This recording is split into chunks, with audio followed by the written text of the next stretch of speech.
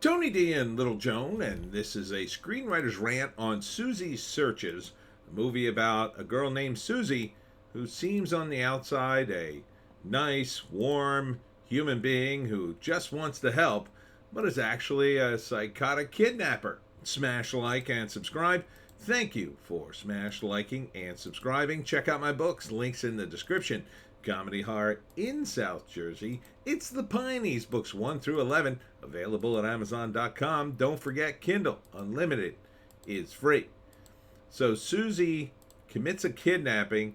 I don't know if the victim realizes it's her, but then, her ruse starts to come unraveled, and she has to destroy the evidence. And since she's already working with the cops, she breaks in, destroys evidence. Jim Gaffigan plays the sheriff, and I think she ends up killing someone.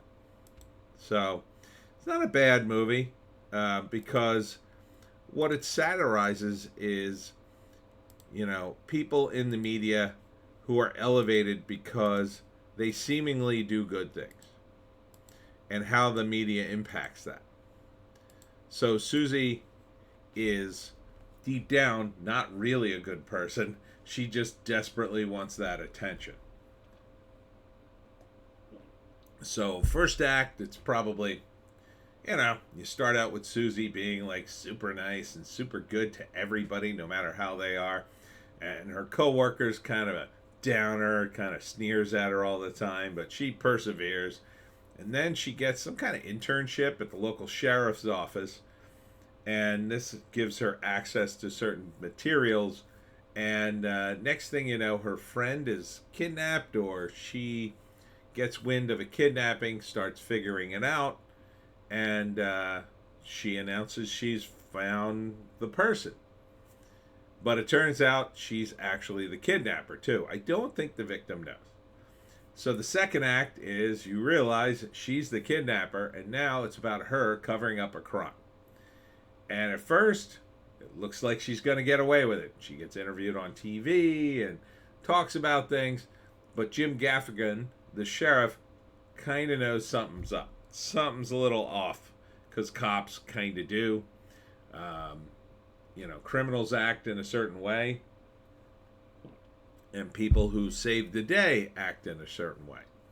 So when someone who is supposedly saves someone does something that makes them sound criminal, it behooves the cops to look into it, right? So they do, and they start building the case against her. So the second act is Susie trying to cover her tracks.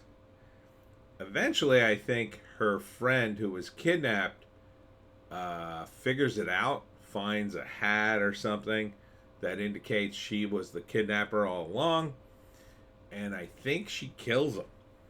Or she kills someone else, maybe her coworker, because there's a scene where she opens up a trunk and there's a wrapped up body in it.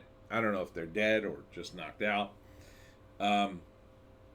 So it may be that she escalates, starts killing people. What's the ending? Well, it's an indie movie. It could end more like Natural Born Killers, right? The end of the movie, spoilers, they get away with it. Could be the same kind of thing. And it's kind of a metaphor how media builds up these figures and then decides it wants to protect them because there's money in it. Because even in the scene when her friend finds the evidence, he says, "Don't worry, I'm not going to tell anybody." Maybe in the end they form a bond for their fake story, right? And now he's in deep too, and then they both end up killing somebody. I don't know. Could kind of go a bunch of different ways for the end.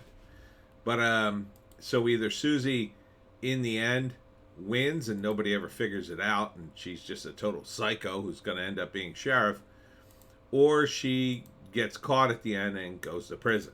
I don't know. Indie cult classic Black Girl Nerds says, feels like only Murders in the Building sibling, says Mashable. So yeah, I would see this. It looks okay. I mean, a lot rides on it. Yeah, see, there's the body. A lot rides on the performance but most of it is about the revelations you get at the end. That third act is going to be key for this movie. You're going to need a big payoff.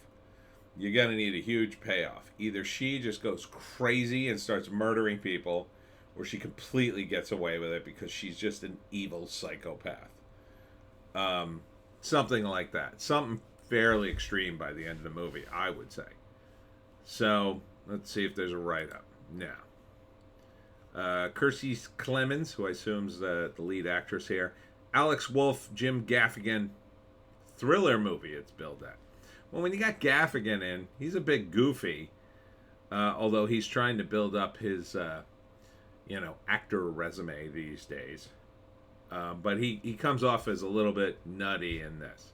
But he may be the guy she kills. She kills the sheriff and hides the body and totally gets away with it. I would see this. Yeah, be an art house thing. Maybe a date movie. Maybe on VOD if it's around. Yeah, I think it could be good. Anyhow, that's it for me, Tony D, and Little Joan. Check us out on Odysee, Bitchute, and Rumble for our more base takes. You gotta sign up on Odysee, Bitchute, and Rumble because I already got S-canned last week, and God knows what'll happen to me this week. So make sure you're signed up on there. And if you don't see my videos one day, it's because I got S-canned by YouTube again. So come to Odysee and Bitchute and Rumble. Make sure you're aware of where my account is.